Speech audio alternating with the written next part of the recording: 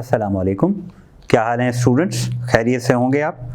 तो जो नेक्स्ट हमारा टॉपिक है बहुत ही इंपॉर्टेंट टॉपिक है क्वांटम नंबर्स। ठीक है, क्वांटम नंबर्स किसे कहते हैं? ऐसे नंबर्स का कॉम्बिनेशन जो इलेक्ट्रॉन को कंप्लीटली डिफाइन करें। ठीक है, तो ऐसे नंबर्स जो इलेक्ट्रॉन्स के बारे में हर चीज बताएं, तो उन नंबर्स को क्या कहा जाएगा?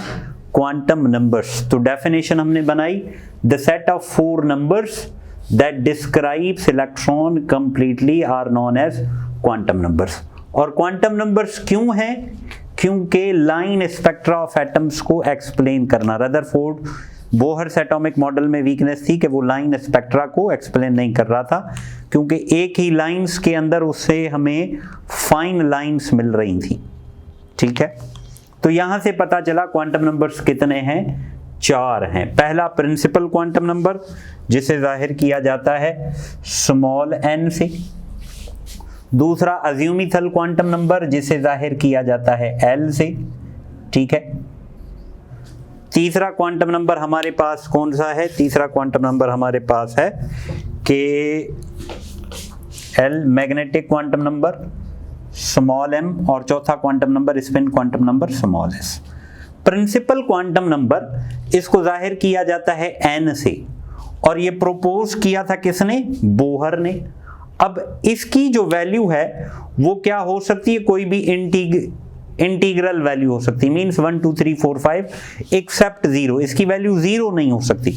ये पॉइंट एमसीक्यूज में लाजमी काम आएगा, जहन में रखें, लाजमी जहन में रखें, एमसीक्यूज में काम आएगा कि n की वैल्यू इंटीग्रल नंबर हो सकती है 1 2 3 और 0 नहीं हो सकती। ठीक है, और n क्या है? n का पता चल गया कि n है नंबर ऑफ शेल, तो हमें शेल्स का पता चल गया, तो हमें क्या पता चलेगा? हमें एनर्जी लेवल का पता चल जाएगा। शेल का पता चल जाएगा या एनर्जी लेवल का पता चल जाएगा। जब एनर्जी लेवल का पता चल जाएगा तो हमें क्या पता चल जाएगा? साइज का पता चल जाएगा, और वहां जो इलेक्ट्रॉन होगा उसकी एनर्जी का पता चल जाएगा। और जैसे जैसे हमने देखा था कि न्यूक्लियस में जैसे जैसे n की वैल्यू बढ़ती जाएगी वैसे वैसे साइज बढ़ती जाएगी, वैसे वैसे एनर्जी बढ़ती जाएगी। और सेम केस अगर हमें n की वैल्यू पता चल गई तो इसका मतलब हमें इलेक्ट्रॉन की लोकेशन पता चल गई कि इलेक्ट्रॉन कहां पर है। तो it means it describes the distance between nucleus and the electron, means it describes the location. Note करें आप इसको।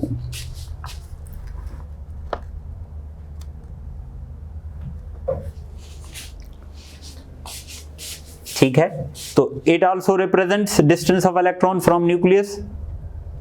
ठीक है, that is location of electron. दूसरा जो क्वांटम नंबर है यह है एज्यूमिथल क्वांटम नंबर।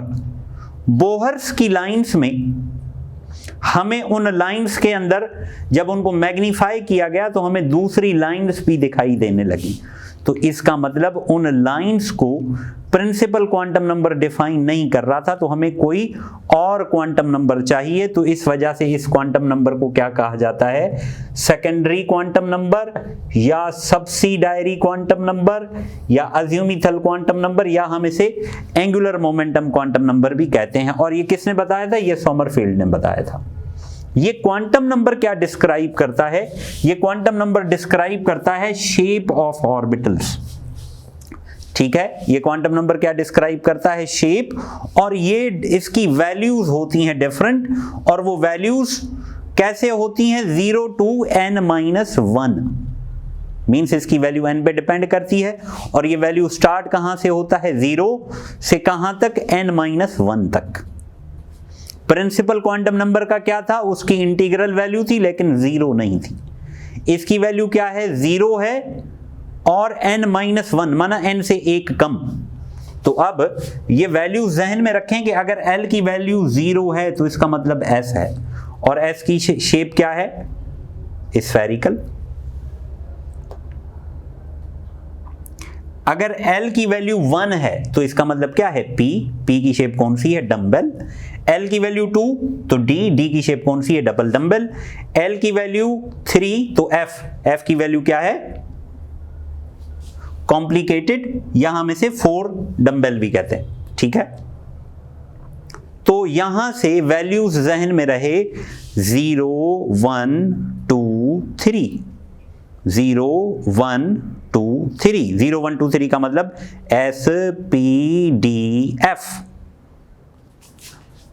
अब ये हमें वैल्यूज इसकी गिवन हो, हमारे से पूछा जाए कि भाई ये कैसे हमें पता चलेगा कि L की वैल्यू कितनी निकलेगी, तो यहां पे हम कुछ वैल्यू सपोज करते हैं। जैसे हमने कहा कि n = 3, तीसरा शेल है, तो तीसरे शेल में सब शेल्स कितने होंगे, 3, ये हम पढ़ चुके हैं कि S होगा, P होगा, D होगा। अब हम उसकी वैल्यूज निकालते हैं through n by using this formula. n = 3 है तो n-1 किसके बराबर होगा, n-1 बराबर होगा 3 - 1 तो 2, n-1 होगा 2 के बराबर। अब मैं पूछूं L की वैल्यू क्या होगी, तो L की वैल्यू हमेशा कहां से स्टार्ट होती है, 0 से लेकर n-1 तक, तो 0 1 2। तो आप देखें ये कितनी वैल्यूज हैं, ये वैल्यूज हैं 3। L की वैल्यू 0 तो इसका मतलब S है, L की वैल्यू 1 तो इसका मतलब P है, L की वैल्यू 2 तो इसका मतलब D है, ठीक है। दोबारा समझें, अगर n हमारे पास 4 है, ठीक है ना, हमने कहा कि L की वैल्यू किस पे डिपेंड करती है, n पर। n की वैल्यू 4 है तो पहले क्या निकालें हम, n-1 निकालें। n-1 क्या निकलेगा भाई, n-1 निकलेगा 4 - 1, तो 4 - 1 कितना आ जाएगा, 3। अब इसकी L निकालें, L की वैल्यू क्या है, 0 to n-1 मीन्स ये वैल्यू है, स्टार्ट करें 0 से, तो 0 1 2 3, काउंट करें कितनी वैल्यूज आ गई, 4। तो इसका मतलब 0, तो 0 क्या है, किसकी वैल्यू है, S की, 1 किसकी वैल्यू है, P की, 2 किसकी वैल्यू है, D की, 3 किसकी वैल्यू है, F की। समझ में आ रही है बात। तो ये क्या है, ये हमारे पास सेकेंडरी क्वांटम नंबर है जिसे अज्यूमिथल क्वांटम नंबर कहते हैं। एक और एग्जांपल इसका देख लो, अगर हम लिखें कि n की वैल्यू 1, पहले शेल, पहले हम ऐसे वर्बली पढ़ने के भाई पहले शेल में कितने सब शेल होते हैं, पहले शेल में एक ही सब शेल होता है, ठीक है। तो मींस यहां से वैल्यू सिंगल निकलनी चाहिए, तो हम पहले क्या मालूम करेंगे, n-1, तो 1 की जगह रखेंगे तो 1 - 1 क्या आ जाएगा, 0। अब L निकालें तो L क्या निकलेगा, 0 to n-1, 0 n-1 खुद किसके बराबर है, 0 के, तो कितनी वैल्यू निकली, सिर्फ 1। और ये जो 0 है ये किसको रिप्रेजेंट करता है, S को, ठीक है। तो हम कह सकते हैं कि यहां से हमें शेप तो पता चलती है लेकिन यहां से हमें नंबर ऑफ सब शेल्स भी पता चल रहे हैं।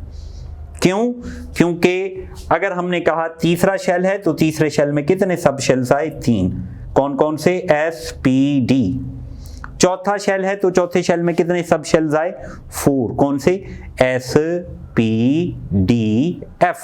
और इसकी वैल्यू याद कर लो कहां से स्टार्ट होती है, 0 1 2 3 means S P D F। L0 है माना S है, L1 है माना P है, L2 है माना D है, L3 है माना F है। लेकिन अगर N3 है तो इसका मतलब क्या है, आप क्या फार्मूला अप्लाई करोगे, कौन सा, 0 to n-1, ठीक है, समझ में आई बात। लेकिन अगर L3 है तो इसका मतलब D, इसका मतलब F है।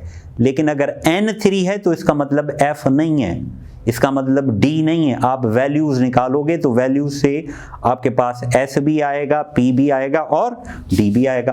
और यहीं से हम नोट कर लें यहीं से हम क्या कैलकुलेट कर सकते हैं कि सब शेल्स में कितने इलेक्ट्रॉन्स आते हैं।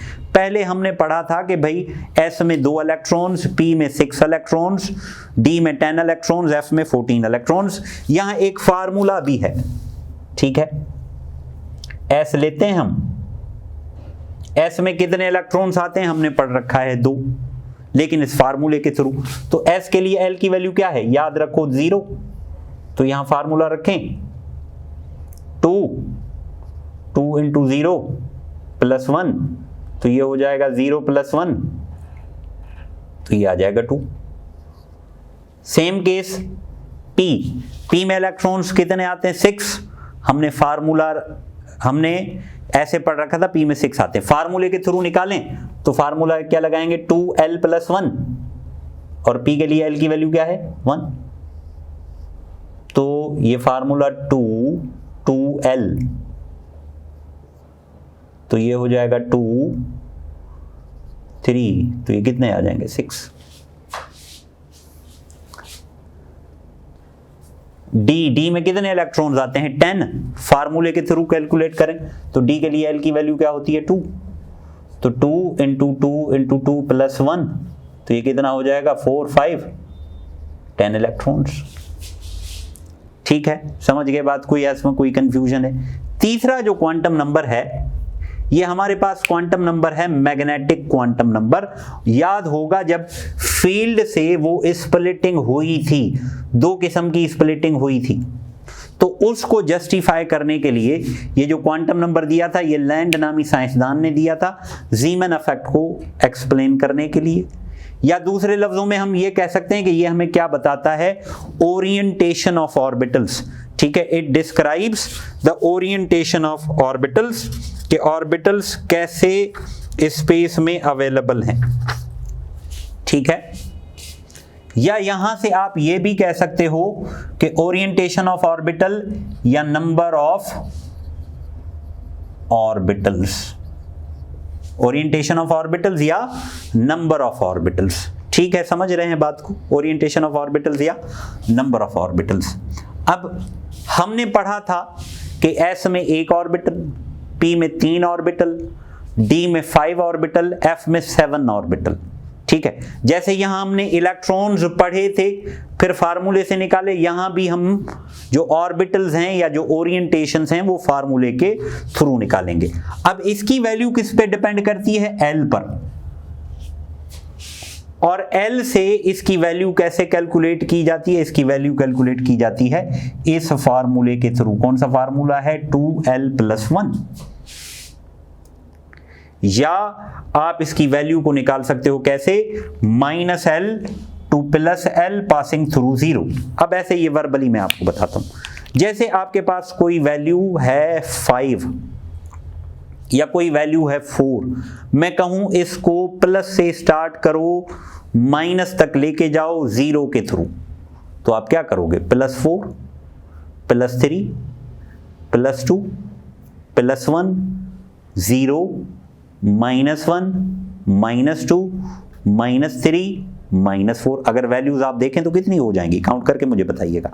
अगर मैं कहूं कि आपके पास वैल्यू है 2, तो इसको माइनस से स्टार्ट करो, 0 तक लेके जाओ, फिर प्लस तक लेके जाओ, या प्लस से स्टार्ट करो, 0 तक जाओ, फिर माइनस तक जाओ। जैसे मैंने कहा 2, तो -2 -1 0 +1 +2, तो काउंट करो कितनी वैल्यूज हो गई, 5। तो यहां से हमें ओरिएंटेशन का पता चलेगा या ऑर्बिटल का पता चलेगा। तो सबसे पहले हम स्टार्ट करते हैं F से। F में कितने ऑर्बिटल्स हैं, 7 ऑर्बिटल्स हैं। There are 7 orbitals in F। ठीक है, और F के लिए L की वैल्यू कितनी होती है, मैंने याद करवाया हुआ है, 0 1 2 3 S P D F। तो 3 रख लिया हमने। 2 तरीके हैं, एक तो आप वैसे स्टार्ट करो इसी वैल्यू को। M की वैल्यू क्या है, -L two 0 two +L, -L 0 two +L, ये जो एक तरीका है। अब यहां से क्या होगा,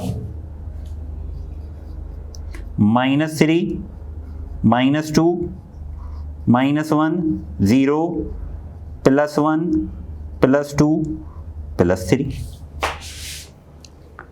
ठीक है, काउंट करें ये कितनी वैल्यूज हैं, 1 2 3 4 5 6 7। तो F में कितने ऑर्बिटल्स हैं, 7 ऑर्बिटल्स। ठीक है, या F की कितनी ओरिएंटेशंस हैं, 7 ओरिएंटेशंस। यही अगर इस फार्मूले से निकालोगे तो भी यही जवाब आएगा। ठीक है, कैसे देखें, 2 L की जगह क्या लिखेंगे, 3 +1, तो 6 + 1 कितना आ गया, 7 ओरिएंटेशंस। हर वैल्यू किसको रिप्रेजेंट करती है, सिंगल ऑर्बिटल को। ये -3 का मतलब क्या है, एक ऑर्बिटल। -2 का मतलब क्या है, एक ऑर्बिटल। -1 का मतलब क्या है, एक ऑर्बिटल। 0 का मतलब क्या है, एक ऑर्बिटल। मैं आपसे पूछूं कि इसमें से कौन सी वैल्यू बड़ी है, कौन सी वैल्यू छोटी है, तो आप ये नहीं कहोगे कि -3 छोटा है +3 बड़ा है। नहीं, every number is a notation and every number represents a single orbital. 0 भी एक ऑर्बिटल को रिप्रेजेंट करता है, +3 भी एक ऑर्बिटल को रिप्रेजेंट करता है, -3 भी एक ऑर्बिटल को रिप्रेजेंट करता है। ठीक है, तो अगर हम यही वैल्यू अप्लाई करके कैलकुलेट करें, क्या कैलकुलेट करें, D। अब D में कितने ऑर्बिटल्स हैं, 5। ये हम यहां से निकाल लेते हैं। ठीक है, D के लिए L की वैल्यू क्या है, 2। तो यहां से क्या निकलेगा, देखो M, इसी को कहां लेके जाओ, -2 -1 0 +1 +2। कितने आए वैल्यूज, 1 2 3 4 5। तो इसका मतलब M में कितने ऑर्बिटल्स हैं, 5 ऑर्बिटल्स या 5 ओरिएंटेशंस। 5 ऑर्बिटल्स और 5 ओरिएंटेशंस। ठीक है, फार्मूला लगाओगे ये वाला तो इससे भी जवाब आ जाएगा। 2 2 2 4 4 + 1 5। अगर हम P लिखें तो P के लिए L की वैल्यू कितनी है, 1। तो फार्मूला क्या होगा, -1 0 +1। तो इसका मतलब कितने ऑर्बिटल्स हुए, 3। ठीक है, 3 ऑर्बिटल्स मींस 3 ओरिएंटेशंस। और ओरिएंटेशन का मतलब क्या है कि how they are placed in space. जैसे P में 3 ऑर्बिटल्स हैं तो एक ये होगा px होगा, दूसरा ये py होगा, तीसरा ये pz होगा। ठीक है, तो P में जितने भी ऑर्बिटल्स हैं उनकी शेप एक जैसी है। S में अगर देखा जाए तो S में एक ही ऑर्बिटल है और वो स्फेरिकल है, तो वहां जो चार्ज डिस्ट्रीब्यूशन है वो यूनिफॉर्म है, यकसा है, एक जैसी है। यहाँ यकसा नहीं है, यहाँ चार्जेस ज्यादा हैं और ये जो नोडल प्लेन है यहाँ चार्ज डिस्टेंस कम है। ठीक है, जो 4th क्वांटम नंबर है वो स्पिन क्वांटम नंबर है और इसे किससे जाहिर किया जाता है, S से, हमने पढ़ रखा है। ठीक है, ये किसने प्रपोज किया था, हुलेनबेक ने और गाउड-स्मिथ ने। ठीक है, इन्होंने ये क्वांटम नंबर पेश किया किस हिसाब से कि भाई इलेक्ट्रॉन न्यूक्लियस के गिर्द तो घूमता है, उसके साथ साथ वो खुद के गिर्द भी घूमता है। तो याद रखें, जब कोई चार्ज पार्टिकल घूमेगा तो उससे एक मैग्नेटिक फील्ड एसोसिएटेड होगी, एक मैग्नेटिक मूवमेंट क्रिएट होगी और वहीं से एक स्पिन उसके अंदर पैदा होगी और उस स्पिन की वजह से क्या होगा, उसका एक क्वांटम नंबर आएगा, that is spin quantum number. अब स्पिन क्लॉकवाइज भी हो सकती है और स्पिन एंटी क्लॉकवाइज भी हो सकती है, जैसे हम +1/2 और -1/2 यूं भी लिख सकते हैं, यूं भी लिखते हैं। ठीक है, समझ में आई बात, या इसमें कोई कंफ्यूजन है? तो स्पिन में भी क्लॉकवाइज और में भी एंटी क्लॉकवाइज। ठीक है, आई होप ये क्वांटम नंबर्स आपको समझ में आए होंगे। दोबारा जहन में रहे कि प्रिंसिपल क्वांटम नंबर n से, ये शेल के बारे में आ गया। अज्यूमिथल क्वांटम नंबर शेप के बारे में।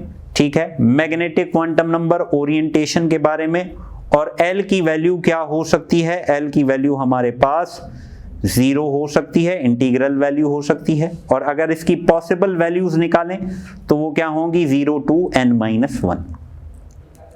M की पॉसिबल वैल्यूज निकालें तो वो क्या होंगी -L to 0 to +L। ठीक है, इसको नोट करें।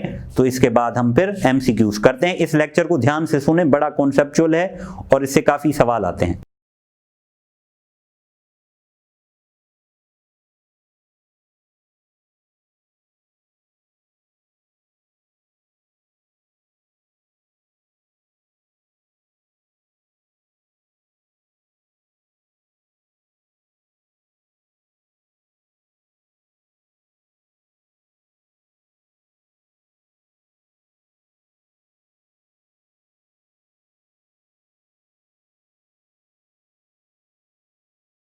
MCQs हमने कुछ लिखे हैं, देखें।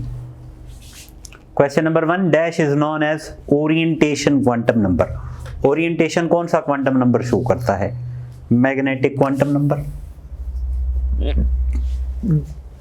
Quantum numbers are the solutions of, किसके सॉल्यूशंस हैं quantum number? Schrodinger wave equation के, स्पिन को छोड़ के बाकी सारे इसके सॉल्यूशंस हैं।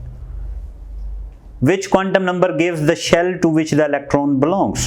कौन से क्वांटम नंबर से शेल का हमें पता चलता है? ठीक है, तो शेल कौन सा क्वांटम नंबर बताता है? दैट इज क्वांटम नंबर 1, और इस 1 क्वांटम नंबर को क्या कहते हैं हम?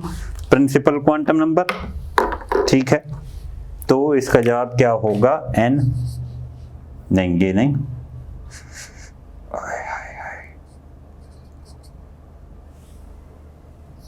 ठीक है। Which of the following quantum number gives the shape of orbital? Orbital की शेप कौन देगा हमें? Azimuthal quantum number L। ठीक है। What is the range of azimuthal quantum number? Qn जो मैंने लिखा है वो क्वांटम नंबर है, तो इसकी रेंज क्या है? याद करें, 0 to n-1, माना ऑप्शन सी। हो गए नोट? आगे, the total value of magnetic quantum number. Magnetic quantum number की टोटल वैल्यूज कितनी है? ठीक है, तो वो हमने एक सॉल्यूशन किया था, उससे क्या निकल रहा था? 2l+1। ठीक है, total values of magnetic quantum number. आगे, how many values does the spin quantum number have? Spin quantum number की वैल्यूज कितनी है? 2, या +1/2 या -1/2। आगे देखें, which of the following quantum number can be for an orbital? एक ऑर्बिटल के लिए कौन सा क्वांटम नंबर हो सकता है? अब यहां के लिए आपको 2-3 पॉइंट्स जहन में रखने हैं। पहला पॉइंट, ये क्वांटम नंबर के जितने भी पॉसिबल वाले सवाल हैं उन सारों में काउंट होगा कि n can not be equal to 0, negative, और n हमेशा क्या होगा? 1, 2, 3 ऐसे होगा। L is always less than n, n से कम होगा। ठीक है, और L 0 भी हो सकता है। M और L बराबर भी हो सकते हैं, लेकिन M can not be greater than L। बस ये 4 बातें। n 0 नहीं हो सकता, n नेगेटिव नहीं हो सकता, L n से कम होगा, n के बराबर या n से ज्यादा नहीं हो सकता। m और l आपस में बराबर हो सकते हैं, लेकिन m बड़ा नहीं हो सकता। और m का जो मैंने बताया था -2, ये सिर्फ नोटेशन है। अब देखो, n4l3 पॉसिबल है? हाँ पॉसिबल है। ठीक है, ये भी पॉसिबल है।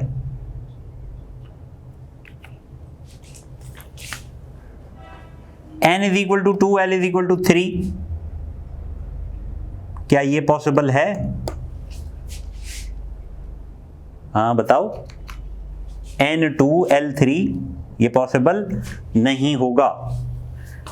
n is equal to 3, l is equal to 2 possible है, ये भी पॉसिबल है। ठीक है, ये वाला देखो, n3l0 m-3 तो यहां मेरे ख्याल में which of the following can be possible, तो ये हो गया, ये पॉसिबल नहीं है,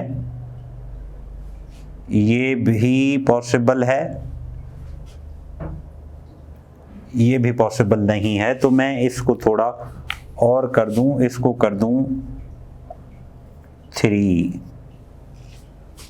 तो अब कौन सा पॉसिबल हो रहा है, सिर्फ पहले वाला, बाकी पॉसिबल नहीं हो रहा है। ठीक है, देखो what is the azimuthal quantum number of the following subshell. इस सबशेल के लिए अज्यूमिथल क्वांटम नंबर क्या होगा। अब देखें हमें 2 डंबेल्स दिखाई दे रहे हैं, 2 डंबेल्स का मतलब कौन सा होगा हमारे पास, D। तो D के लिए अज्यूमिथल क्वांटम नंबर कितना होता है, 2। आगे देखें, the probability of finding an electron is uniform in every direction is in which orbital। Uniform distribution charges का कौन से ऑर्बिटल में होता है। मैंने आपको बताया था कि S में चार्ज डिस्ट्रीब्यूशन यूनिफॉर्म होता है क्योंकि S स्फेरिकल होता है। ठीक है, नेक्स्ट देखो, which of the following is impossible arrangement. कौन सी अरेंजमेंट इम्पॉसिबल है। तो पहले आप देखो n सारों का क्लियर है, क्लियर है। L देखो कम होना चाहिए, क्लियर, कम होना चाहिए, क्लियर, क्लियर, क्लियर। L हमेशा n से कम होना चाहिए, क्लियर होगा। M देखो बराबर सही है, बराबर सही है।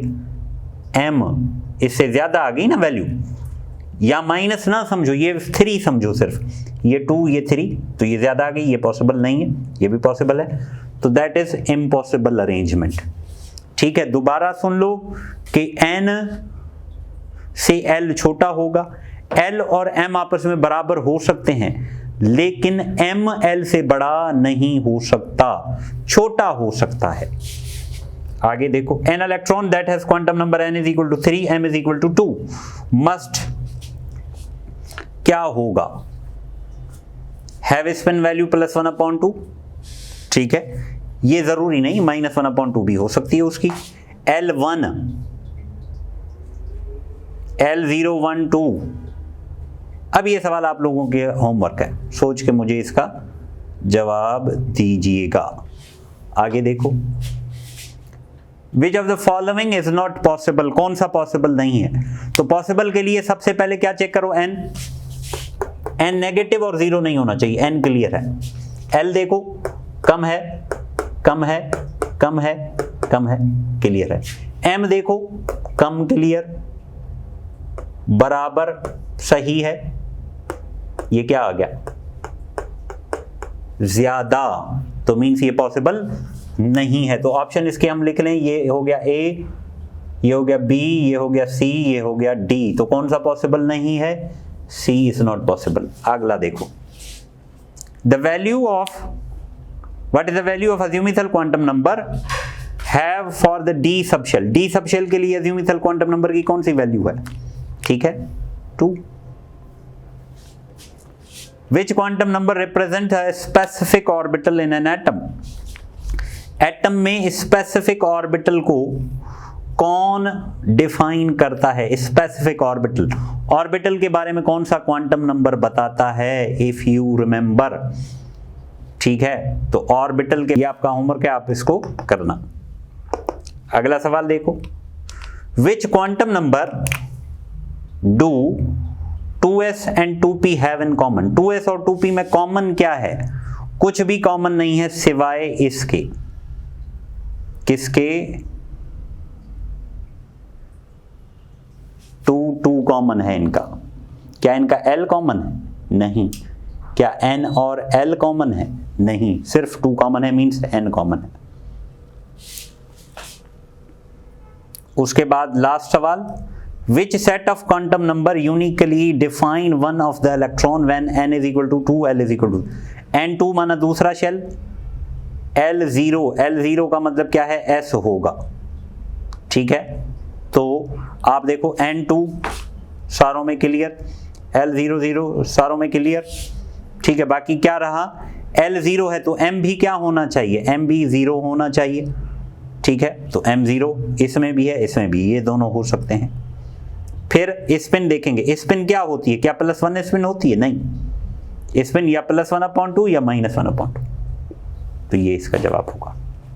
ठीक है, तो आई होप आपको ये लेक्चर समझ में आया होगा। आज हमने काफ़ी सारे MCQs किए हैं और क्वांटम नंबर्स के टॉपिक को डिटेल में डिस्कस किया है। तो क्वांटम नंबर्स के पॉसिबल वैल्यूज देखने के लिए मैं दोबारा रिपीट कर देता हूं कि n को क्या देखना है, n 0 नहीं होना, n नेगेटिव नहीं होना, n इंटीग्रल वैल्यू होगी। l 0 हो सकता है, n से हमेशा छोटा होगा। m नेगेटिव हो सकता है, l के बराबर हो सकता है, लेकिन l से ज्यादा नहीं होगा, l से हमेशा कम हो सकता है, बराबर हो सकता है। s या +1/2 होगी या -1/2। आई होप आपको समझ में आया होगा। Thanks for watching. अल्लाह हाफिज़।